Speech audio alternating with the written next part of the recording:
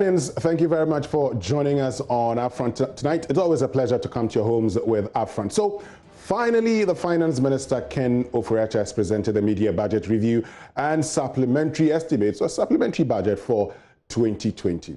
So today on UPfront, our focus is very simple, and our focus is on the mid-year budget review as well as the supplementary estimates. And we're asking that all-important question: were your expectations met? Now, is this the document, or based on the policies outlined, are these the documents that would see Ghana's economy grow post-COVID-19? Well, he's told us that, the projected GDP growth of 6.8% has had to be revised to 0.9%. What does that mean for the Ghanaian economy? How about, the Ghana Cares program, the Obaatan program, one that is aimed at ensuring that we pump 100 billion Ghana cedis over the next 3.5 years into the Ghanaian economy, which the Finance Minister believes would be that all-important trigger for the revitalization of the Ghanaian economy. Do you agree that that is definitely going to work? Well, as part of that, there's also the talk of an insurance scheme for those who have lost their jobs.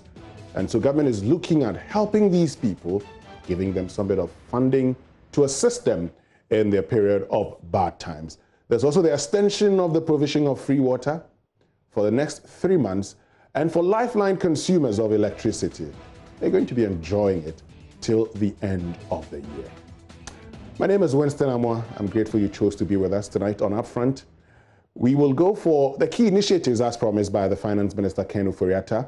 I would also get some bit of reactions from the minority in Parliament, and then I'll be introducing my guest who will be helping us understand whether the expectations were met and whether this particular document is the panacea for a post-COVID-19 economic growth in Ghana.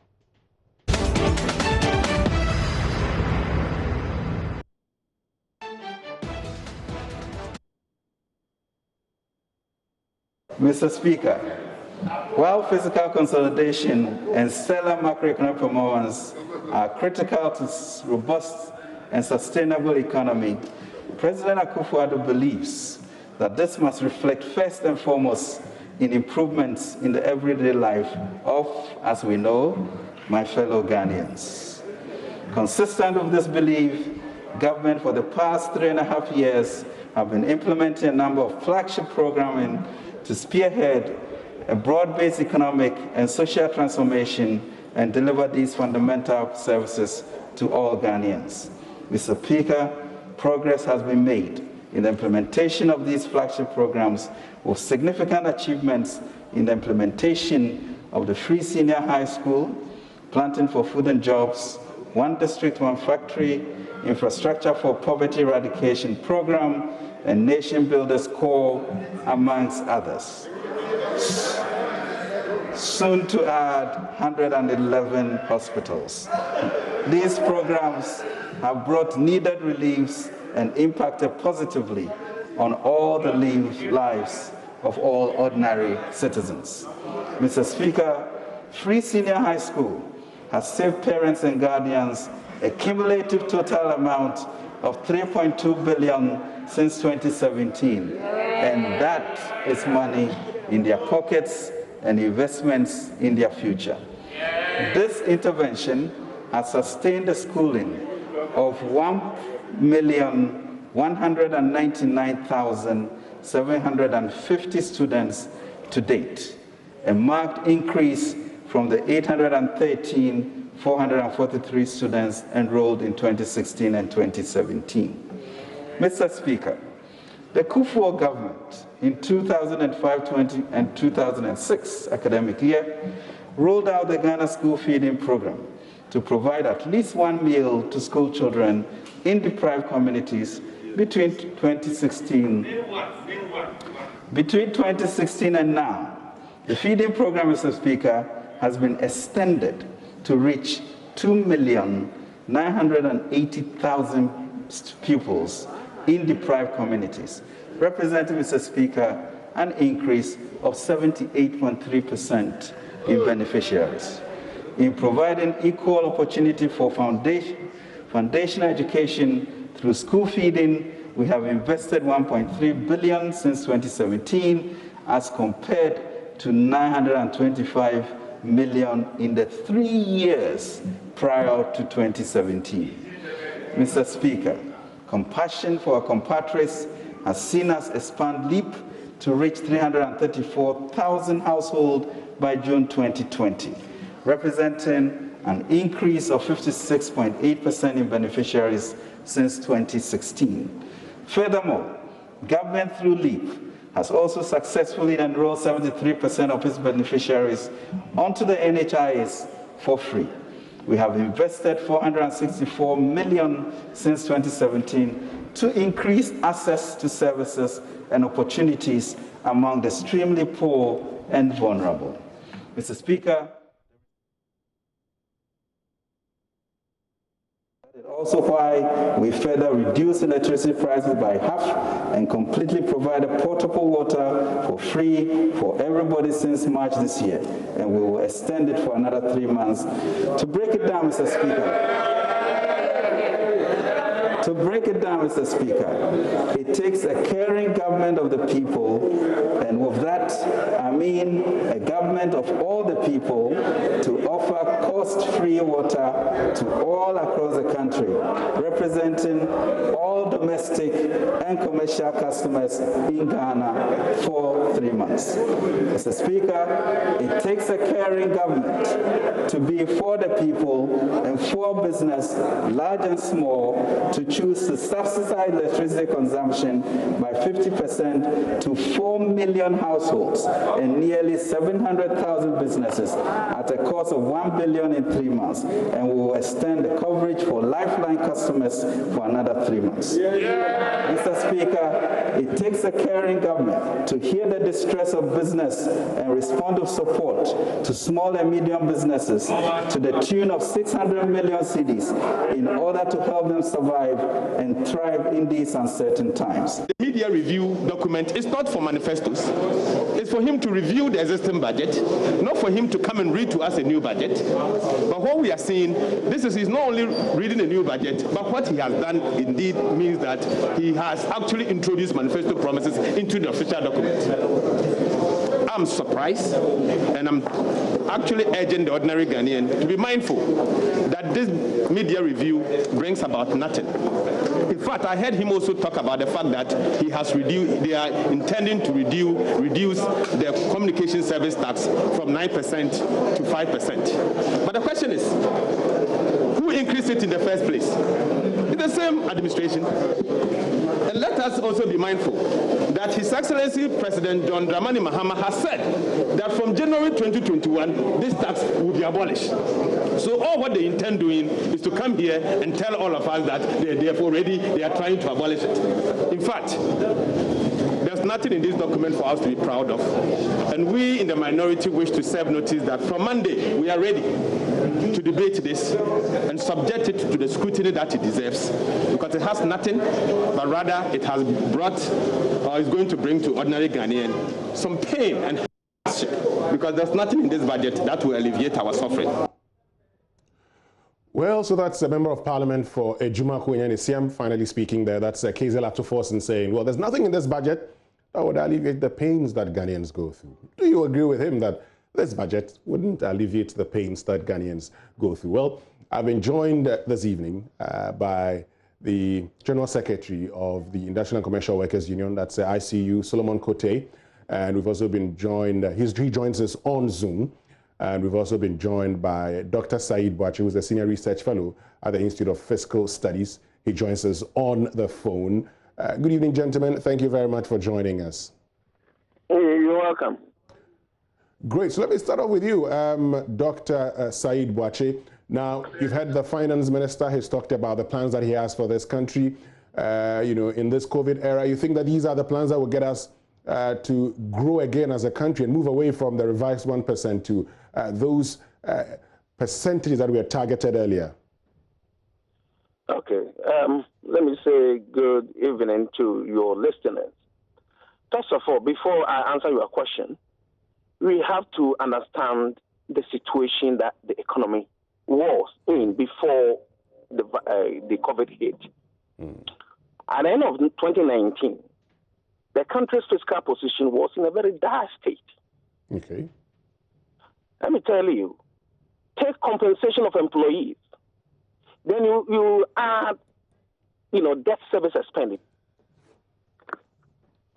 You add debt service expenditure. Sure. These two items alone were more than all the revenues the government was receiving. These two expenditures alone, compensation of workers and debt service expenditure, which is interest payment and amortization, they were more than the country's revenues, both domestic and foreign. Sure. This means that everything the government did was borrowing. Free SHS, borrowing. Capital expenditures, borrowing. Transfer, even sadly, transfer to the statutory funds that are linked to revenue. The government could not get the revenues to transfer to them. The government had to borrow. Because the first thing recourse is to pay your debt, and the second one is to pay your salaries. When you do this, everything was finished. So even this transfer that were linked to taxes, you couldn't transfer those taxes. The country had to borrow. Now, you are in this situation, and COVID hits. You got to cut your coat according to your size. Okay. Of course, the government has to spend to, solve the health crisis. After all, how do you build an economy if the health crisis continues and people are dying? So we understand, and I understand on that front. Okay.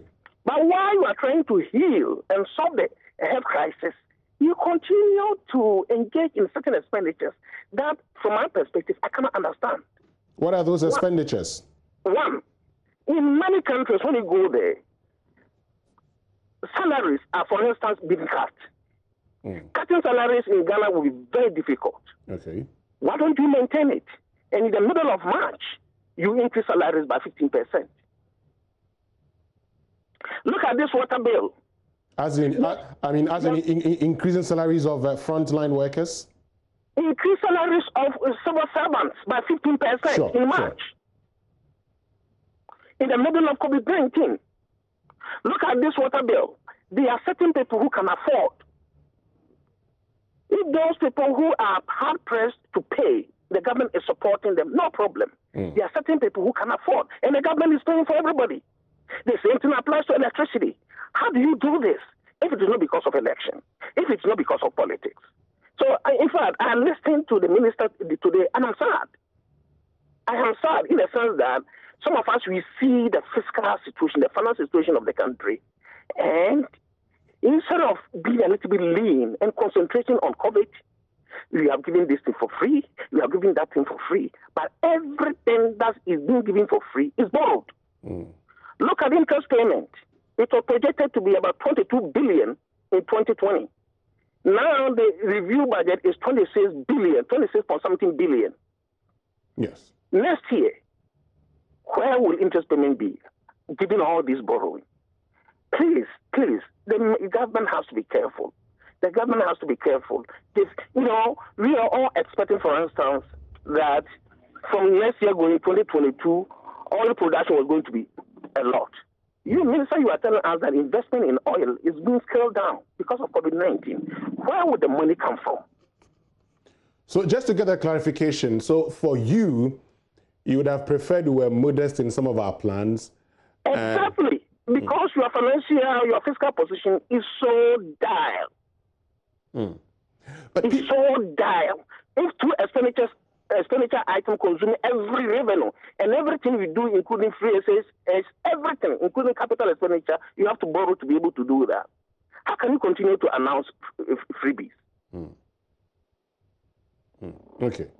So let's look at a few things. Of course, even if you look at the 2020 budget and revenue projections, I mean, the finance minister has talked about how we've had to reduce. We've lost about, 13.6 billion, and initially we had projected. So we're looking at about 50 billion, and so the remainder. So the remainder that we have to use, all would have to be borrowed. But some have also made the point, Dr. Boakye, that yes, we find ourselves in abnormal times. Government should come to the aid of citizenry at this time. Isn't it just what government is doing? No, that the government is doing more than that. Like electricity bill for the lifeline, they might have been hit a lot. Yes. I understand that. but all by paying electricity bill for everybody, including me. I enjoy it, of course, but I could have afforded. Yes, but this one is just for Lifeline. For oh, yeah, for that one yes. I understood. But I enjoyed 3 months. Yes, you enjoyed it, yes. And you also enjoyed 3 months I of did. half of it. Free water for 3 months. How do you give all these things for free? What by your fiscal position is that? And everything you are giving for free, you are going to borrow to do that. Before I get to Solomon Kote, how about the 100 billion, Ghana Cares plan? The president is talking about those who have been affected by COVID-19, who have lost their jobs. Packages are going to be given to them. He's also talked about over the next 3.5 years, this money being spent particularly within agriculture to ensure that a country's economy is back on its feet. Something you think is overly ambitious, or for this one you believe that we need it? You see, we need to help to stimulate the economy. And I remember about 2-3 months ago, I was saying it wasn't the time to do that because the disease was still raging. Now, people's fear have gone down and people are carrying out their economic activities. And things are down. In such situations, the government has to come to the people's aid. But still, you have to be moderate. You have to be moderate. 100 billion Ghana cedis. Where is it going to come from? Of course, I'm told 70% will come from the private sector. Yes. Let's wait and see how the private sector, in fact, has profit incentives when they act. So how are they going to contribute 70% out of 100 billion if there's no profit incentive? Let's see. The government is perhaps going to do something for them to do that. Can you hold on? I'll get back to you shortly, so we wrap up with you. But let me get to Solomon Kote, because he, prior to the delivery, had certain expectations. Mr. Kote, were your expectations met? Thank you, and my regards to listeners. Yes, we had some focus of how this media budget review should look like. And indeed, it has come in the pattern that we expected, simply because the emergence of COVID-19, we saw how every fabric of the economy had to come to a standstill. Beyond that, all jobs have come to a point of being threatened.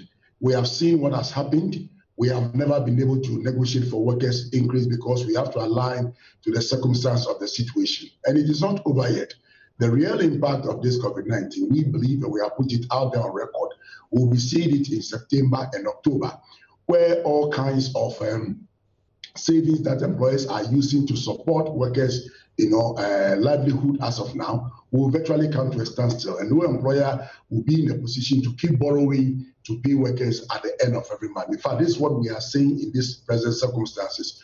You'll agree with me that productivity has just dropped. Workers are not having the full 8 hours in working, even to the extent that we are doing some shift system, some go and some come. So obviously we have an economy where the pinch of the pain of everybody was there. So if government will really come to the aid of the average Ghanaian, that is why we expected that there will be some extension of these utilities, which are essential commodities we cannot do without. And we're happy at least that have been heeded to. Again, we were expecting this budget also to have given us a sharp contrast as to what existed and the kind of impact COVID-19 has brought to it. We saw a lot of attention had gone into the medical front, where we are told billions and hundreds of billions are being voted to see how all of us can have life if even we are affected one way or the other. We say this is fantastic because for the economy, it can go down today. A human being, when you go down today, that is the end of you. We have gone to HIPIC before, we bounce back. We have gone to IMF, we bounce back. And therefore, if COVID-19 is taking the economy down, it shouldn't mean that we should still tighten. Hence, when we had things like communication tax have also been reduced from 9% to 5%, some of these easing, we thought will also make life a bit fluid for all Ghanaians. Okay. We are so much mindful of the fact that all those things that are being given to us by reason of easing the pressure, it is the same Ghanaians who will pay tomorrow. Especially those monies are not free monies. The borrowings that are coming in. But talking about same Ghanaians paying tomorrow, Mr. Kote, same Ghanaians will pay tomorrow with taxes. So the question is, are we prepared to be paying more taxes a year or two from now because of what we've enjoyed today? I'm sure the responsible government that will be in power at the time will structure it in such a way that me and you will not feel the punch to the extent where it will affect the kind of cost of living or standard of living that we should enjoy, because these things are not paid overnight. Okay, I'm sure when you've taken such loans, you have the moratorium period that they will use, and then the kind of interest and how it is spread. So we should be ready to take on the new normal and accept it to run. Because honestly, the average worker who have lost his job, okay, now, you know, Ghanaian, from where you sit, you are taking care of other siblings. And should you go home now, all of them are cut off. And then you are faced with rent to pay, you are faced with other utilities and other issues to pay. So we think we were expecting a budget that will look more, you know, appealing to the average Ghanaian, in particular the average Ghanaian worker. And we have seen the semblances of coming into that direction. And we are quick to also remind ourselves that yes, we are enjoying this today just to keep us survive COVID-19, and then we shall get to the reality of life. And then if at that point, we need also to do additional sacrifices, we will do that to get our only Ghana rebounding back and coming back. Before I get to Dr. Boakye to wrap up with him and continue with you, so he made the point that why do we still need to provide free water for everybody when there are some people who can pay, likes of you and I, we can pay? Do you agree that some of these, interventions should be targeted to those who need them and not wholesale everybody? See, the same argument was made when the free SHS was coming. The free SHS, there was this school of thought that said it is not every Ghanaian parent who is incapable of paying his fees, and therefore we should look at it that way. With this particular one, are we going to run some census and say those of you who work in prestigious institutions like Joy News, all of you there are capable of paying water and electricity? No. If you look at how it was spread, okay, it's something that if me and you want to be generous and say want to help that fund, okay, as we have heard on the free SHS, we could equally go and show our commitment, to the economy. If not, you might be thinking from where you sit or where I sit, it is okay, I have a lot of flexibility. But if you get closer, you see that the lizard sweats, but you cannot see it. And from where you sit, you look very comfortable. So probably in your particular circumstances, you might be able to tell the government that, oh, some of us, we can pay, so allow us to pay.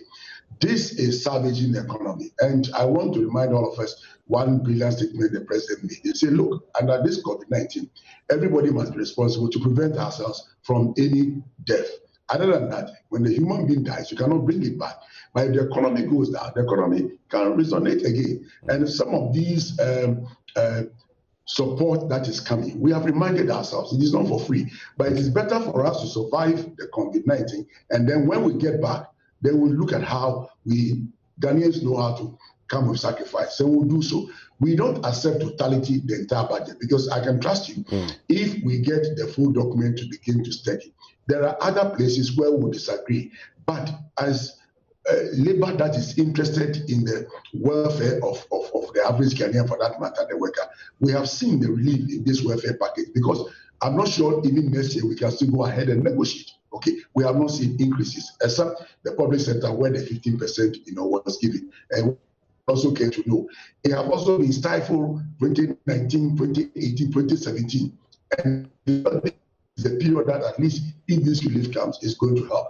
It is only the private sector we have seen a lot of salary cuts. Okay, so with those salary cuts, we needed these things to also keep us surviving. Hence this line of argument. Okay, I'll get back to you on particularly your disagreements, but let me get to Dr. Said Boakye. So Dr. Said Boakye, you've made the point earlier about cutting our coat according to our cloth, and the fact that we find ourselves, in a dire position economically or financially, we should be, treading cautiously. But Mr. Kote said, well, we are the ones who are going to pay. So why don't we, now that we find ourselves in, distress, enjoy it now, and then when we are out of it, we'll split it and pay?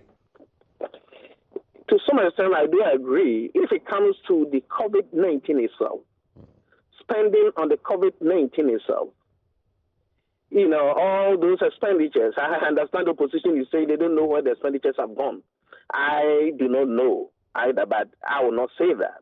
And I'll give the government the benefit of the doubt. You've just said you don't know also. When it comes to COVID-19, they are spending as cautiously as possible. My concern is outside COVID-19, certain expenditures. Of course, I'm not sick, and I'm still working, and you are paying for my water for free. You know, other countries are in serious situations, and for them, they are, in fact, even in the United States, doctor salaries were being cut. I'm not saying it is the right thing, and I will not call for that in Ghana here. But then, if I'm not cutting it, why don't you maintain it? And we're increasing it by 15%, 15% in this kind of environment. You know, if the government is just merely giving this thing and the money is the government's money, I would take everything they offer. But it is the people at the end of the day who are going to pay. And mind you, the country went through difficult times in the 70s, in the 80s, early 80s, because of, you know, political spending. You know, economic expenditures decorated in politics, or I should say political expenditure decorated in economics. And it took the country to a level that we didn't like. Okay.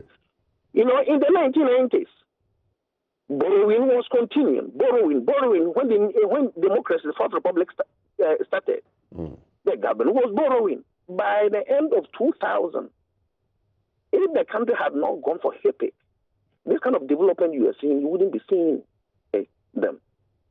It shows that when you are managing, you don't think for today alone. You have to think for tomorrow. Okay. You know, some of us who look at the numbers and track history and see how management has taken place and their impacts on the economy, you get worried. You get worried from an economic perspective. Let's look at that worry that you talk about. And so, based on what we have put out and based on the figures as you've seen it, of course, consistently, we've always had to borrow. But based on what you see, what you project would be the future of the economy in the next, say, 3, 4, 5 years from now? 3, 4, 5 years, if nothing drastically is done to increase revenue, because for expenditure, the country is locked in. Ghanaian workers will not allow you to cut their salaries. You see? And you have already locked yourself into debt service, debt. You have already borrowed. You have to keep on servicing it. You know, when I remember the sad news is that currently the country has been borrowing from the Eurobond market. Yes. The Eurobond market, you pay interest. You don't pay part of the principal. Then you have to pay the principal at the end of the day. Yeah. You know, many of these Eurobonds are about to mature. The country has no money. The country will have to borrow. So the borrowing is continuing. You see? So that is where my fears are.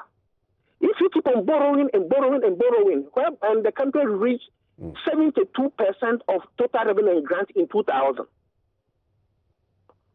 in terms of debt service alone. Currently, the country, at the end of 2019, it is 56% debt service alone. With this additional borrowing, you're going to increase, and very soon you will hit that 72%. No HIPIC. So you're going to sacrifice the future growth and the well-being of the people. If you are unable to do certain things to increase your revenue, let's look at, for instance, capital expenditure. And I'm citing 2016 because that is when the previous government ended, and not because I'm siding with the previous government. Capital expenditure was 7.7 billion Ghana cedis.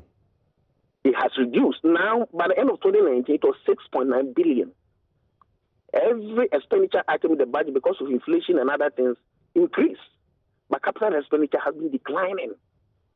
Means you are not investing in the future of the economy.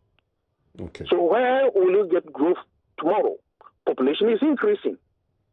So I plead with all politicians. And I was speaking similarly when the previous government was in power. But the situation has worsened. I'm pleading with all politicians. When you are managing, manage for tomorrow, not for today. But talking about capital expenditure, the 2020 budget projected 9 billion Ghana cedis. That certainly was an improvement from what we've had in the past. Good. 2019 budget projected 8.5 billion. Sure. And I thought it was good. At least 8.5 billion was bigger than 7.7 billion. Mm-hmm. But the year ended at only 6.9 billion. You see, you can put on paper what you want to do. But the reality of the fact is, of the matter is that revenue is not coming in. You projected revenue to grow revenue to 7.1% of GDP in 2019. The year ended, your revenue was 5.3% of GDP. Mm-hmm. But your spending is locked in. So the country has to be careful. Finally, on this bit, because you'd have to leave us, the finance minister makes reference to Angela Merkel, one of the proponents of fiscal discipline, who says, don't talk to me about fiscal discipline in these times. Do you have a problem with that statement? Oh, you see, for the COVID, will you allow people to die, as your other speaker said? No. Mm-hmm. So all this testing, all these centers established, I agree perfectly with the government. But certain expenditures are not COVID-related. Mm. If even the government is saying they are COVID-related, let me be blunt here. It has political undertone. So you're saying this is more of plans targeting election 2020? I wish I wouldn't say that, but I think so. You think so? All right, Dr. Saeed Wache, thank you very, very much for joining us. We're grateful that you made time to join us this evening on Upfront. Do enjoy the rest of your evening. Great. So let's continue with Mr. Solomon Kotte. And you say there are certain parts that you disagree. What are your disagreements with the supplementary budgets presented by the Minister of Finance and the mid-year budget review? Even though, thank you, this is the executive summary of the budget, okay, but probably if from tomorrow or Monday we get the details and we begin to peruse, we may either appreciate or stand strong on the areas where we disagree. We had felt, we will have been told the state of the economy as it were before COVID came in. And COVID has also run with us for 5 months now. So in these 4 to 5 months, what has been the real negative impact? What has happened so that the normal budget we want to run, we were able to run? We also had expected the budgets also to reveal to us that revenue generation that we targeted, how has it affected all employers? Because as I speak to you now, most employers are not paying PAYE. They deduct, but they are not paying. As I speak to you now, VAT payments are also not getting through, and we are not getting either the SNIT or the GRA locking up people and all that because of the kind of circumstance we find ourselves. Again, we're also focusing on a budget that will also let us know that the kind of SOS savings that came up because of COVID-19, this is a quantum by which it has come. We are also expected that we'll be told where are these support funding, if there are loans, where are they coming from, what type of loans are they, what is there, and how are they going to be serviced in the future, both short-term, medium-term, and long-term. All these things are not clearly in this executive summary that we have received. Indeed, when it came also up to areas of employment recruitment, we noticed it was just a bit dead silent, and those ones are key to us because our unemployment debt stock is really high, and the teeny youth are expecting to hear something from this particular angle. And then we also expected to hear from him because in the ministries itself, the public sector, because of COVID-19, people have also not coming to work regularly. How has that also affected the budget in terms of its performance? All these things didn't come out. I'm only giving hope that because it is the executive summary, we might get a details and see how it's impacting. And then eventually, we expected to hear more on the very things he is to the Ghanaians, like this water, electricity. Though he gave us a figure that is about 1 billion for the 3 months, okay, we had expected to let us also know how the 1 billion, whether it has been paid, because of the attitude of owing public sector institutions. Before you see, they are owing state, they are owing electricity, they are owing water company, and they will be compelled as civil servants to continue to deliver in accumulated debts. We thought this one would be told that, the first 3 months that was given ECG have been paid, water have been paid, and therefore we can begin a new sheet, or it's going to we got to a place where some institutions were closed. But the finance minister actually talks about payments that have been made, for instance. So he talks about water, almost 200 million Ghana cedis has been paid, same with electricity. So payments have been made. And the point you raise about the COVID-19 trust fund, well, according to the finance minister, 53 million Ghana cedis has been paid into it so far. And so those are just by way of some of the questions you're asking. I'll come back to you shortly. We need to go for a short break. This is Upfront on Journeys. I'm Winston Amma. When we return after this break, we'll continue with Solomon Kote. He's talked about the disagreements he has with the mid-year budget review and supplementary estimates. We'll also be finding out from him, particularly on unemployment, whether he thinks that the plans put out there to deal with unemployment are the best. We'll be right back after this break.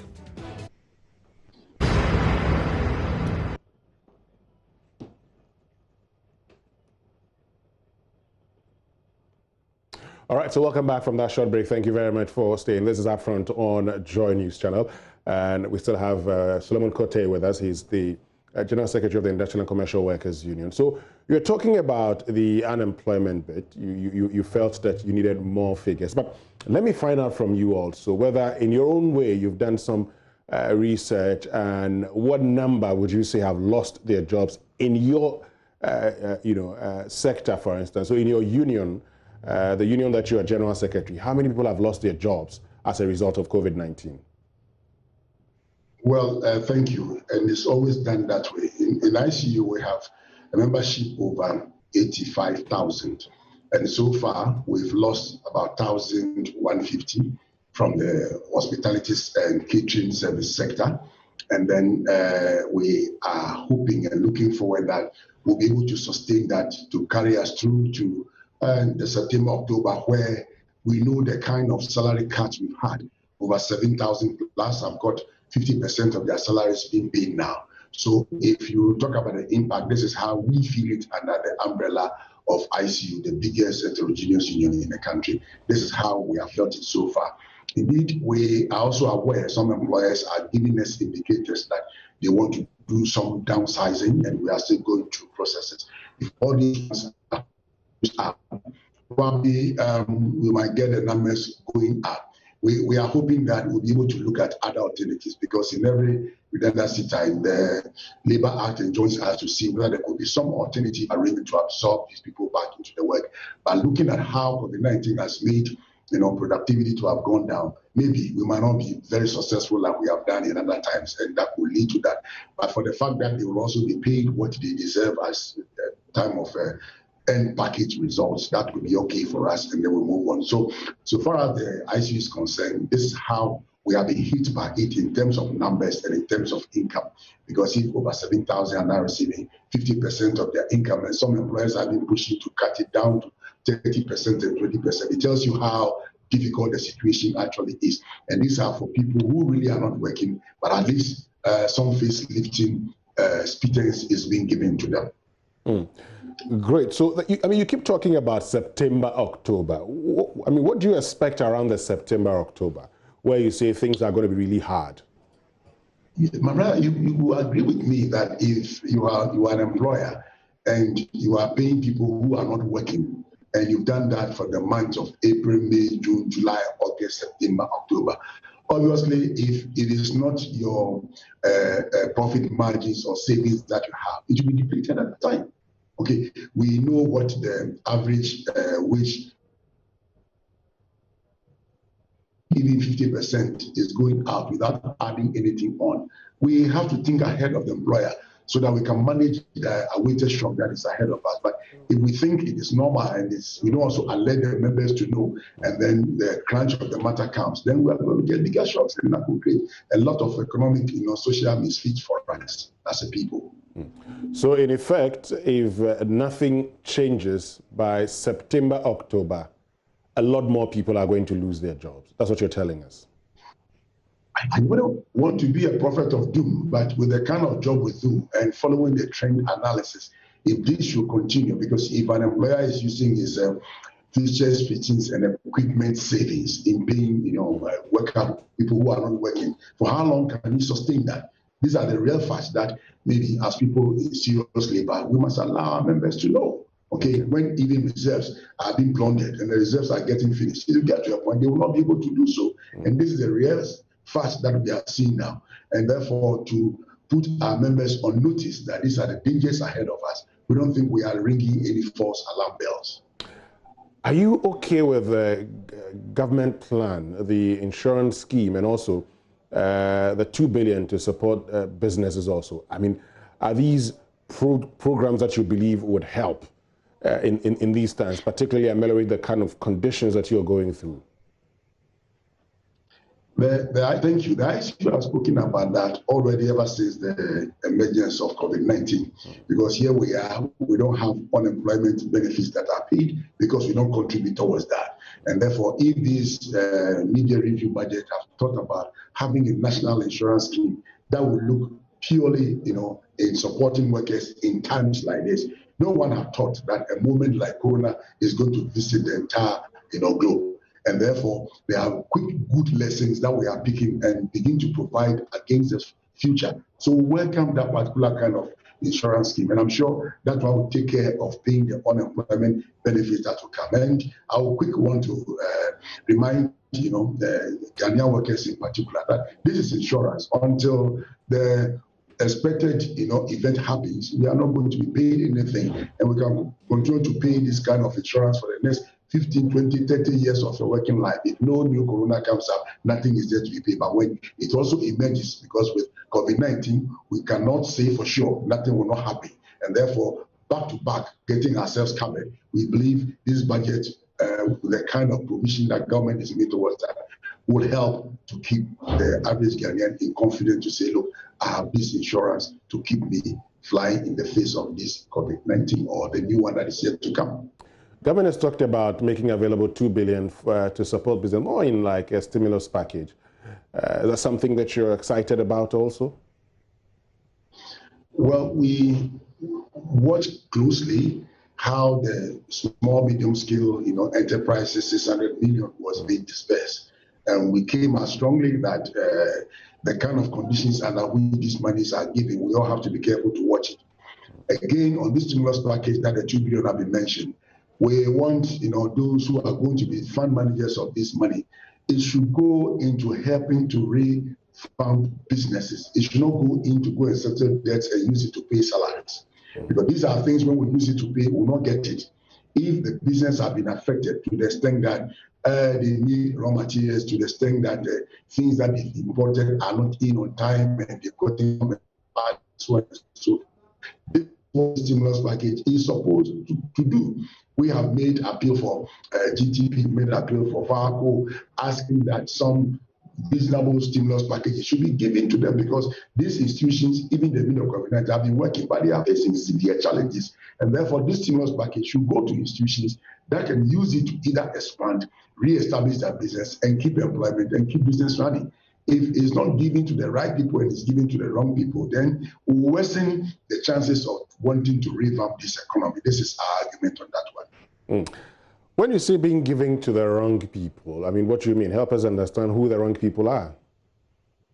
Well, we have expected that when those who are put in charge to disperse the 600 million Ghana cedis, we will have some publication of what is expected, who qualifies for. We're hearing in bits and pieces before eventually we have made those opening noises and then they were published. We are also expected to have the due diligence on these applicants, whether or not they will be able even to show cause for a collateral to be able to pay if these things are not paid, or have people to even guarantee for them. We are afraid the way maybe the mass lock monies are gone and people are not paying from successive government to this present government. If this will be taken as one of those, then it means the future debt that will be paying will be debt that have gone to the drain. And this is where we are expecting that government, in appointing people who manage these funds, will also come out clean and clear to let Ghanaians know that these are the areas. And we are going to these areas because they have the capacity to generate, jobs. They have the capacity to expand and increase, or they have the capacity to even sustain and retain the level of employment that they have. These are things that we are interested in to see, because it certainly should not be a free money. And while it is not free money, yes, you'd also would agree that if you were to go strictly by some of these things, a lot of businesses, particularly the micro businesses, would not qualify for this. And you've talked about us being in abnormal times. Is that not a more reason why we need to relax some of the provisions sometimes? Yes, we need to relax. But let me tell you, in the Ghanaian balance, people borrow from friends, people borrow from relatives. Okay, this might not show, but as soon as this money comes and they know that you have gotten a stimulus package, they will come and collect those monies from you, so that the intended purpose for which this money is given will not see the light of day. And these monies are being given to help bring life of employment and job creation back into the economy. So if we relax it to the extent that it will not give us the intended purpose, then it will go and it will come, as they say. This is why we think the regulations and the restrictions on it should be made clear, and everybody knows it. Great. So you've talked about how you've done your own research. You realize that about 7,500 people are having salary cuts, and 1,150 also have lost their jobs in the hospitality sector. Let's look at a few things. So these persons have lost their jobs, and so you would expect that they would get something. For those who are faced with salary cuts, all things being equal, when would you think that you would be able to restore them to full salary? Let me give you a painful scenario. Okay, painfully, if you look at our hospitality center, it's like all of them from 5-star, 4-star, 3-star, 2-star, maybe 1-star. They all put up their facilities having in mind, okay, that they are going to service only foreigners and not local. So there are no local contents. If you visit any of our hotels, you see ambience, you see how the whole place, the aesthetic nature of it, telling you that, I mean, you are welcome to an European territory.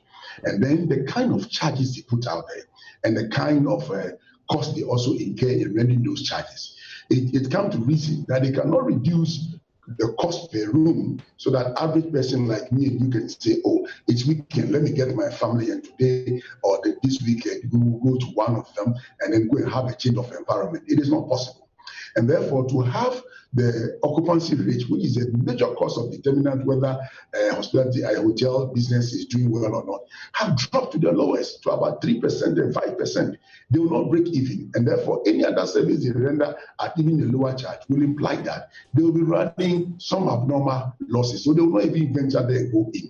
Now, with the closure of the borders, where these foreigners are not coming, and nobody knows what maybe His Excellency, the President of the Republic of Ghana, will be telling Ghanaians on the 31st of July 2020, probably, if we are going to get another COVID-19, progress report and what kind of direction the country will be having. If these things are not happening in the near future, and then we have activity, picking up again, then it will mean that, as I said earlier, those who are giving this support will come to a point where they will not be able to continue. We cannot falter them if they get to that level. So in effect, you don't know when you're going to say, you know what, things have improved, so come back. Because even the foreign bit that you're talking about, should the borders be opened, it's not going to change overnight. You're not going to have foreigners troop into the country immediately. Maybe some Ghanaians who are out there who want to come into the country, fine. But foreigners are not going to be coming immediately because of the current situation we find ourselves in. So what happens then? In fact, that is where I'm closing it to say that our September, October is really a long journey. We will not expect immediate, rebound of activities. But then, if they can get even around 30-25% occupancy rate, where it is believed that they can be breaking even around that place, okay, then we can say our hope of getting our jobs back, will be rekindled. But for the very example you are giving, even if it's open now, how many will be willing to travel? How many will be willing to get in where the kind of rising levels of the coronavirus infections that are being counted to us every day? Everybody will be cautious. Now, speaking to the experts, they are hoping that it will be next year, March, probably when maybe things will be easing to the extent that we found a vaccine or some antidote have been found to the virus. And even with that, it's not going to be automatic. It's really going to get slow. So we predicting and looking at how to prepare ourselves before October, November is really key to us. And we need to postulate this very well so that we will not be taking unawares. These are the basis for which we are looking at the fears that is ahead of us. We are not just sitting aloof to look at the fears, but all of us will be looking at what alternatives we put in place before, if even they will land. If they land, fine, we are prepared. If they fail to land, then we are better off to run and have a bigger glory. Finally, based on your own analysis and based on what you have been told, how much have you lost, have your members lost in total as a result of COVID-19? In terms of income, if I'll talk about they getting 50% now, it means they have lost 50%. What I have not rationally done is maybe pick the hotels one by one and then know what each hotel pays. All the hotels don't pay the same, income to all employees. And I believe my data and research session have been tasked to do this because we need to make a good analysis to actually, when we are getting the impact on the national union itself, which we have lost from there. All these things are being computed now because as I speak to you, some employers have also devised some means where all jobs that are coming in, some workers are being called to come and work, and when they come and work, some percentages are added on to their 50%, etc., etc. What that means is that as of now, we know we have gotten some returnees from the US, returnees from the Soviet who are in the country now, who have also been locked down in some of these hotels. So the good thing the employers have done is that they are allowing workers to come in turns to come and work and service, these guests that they have gotten. And by that, when you come and work, you get something additional to your 50% that you have been paid. So we want to put all these things into perspective before we can come out and give exact figures to say, this is how much in total workers have lost. Then we can situate it to the individual, hotel situation, and then maybe get down to put it at the individual workers' situation. Well, thank you very much, Solomon Kote, for joining us. We're grateful you make time to be with us this evening on Upfront on Joy News. My name is Winston Amwa. On behalf of the team, thank you so much for being part of us. Up next is Joy News Prime. You have a lovely evening and keep watching the Joy News channel.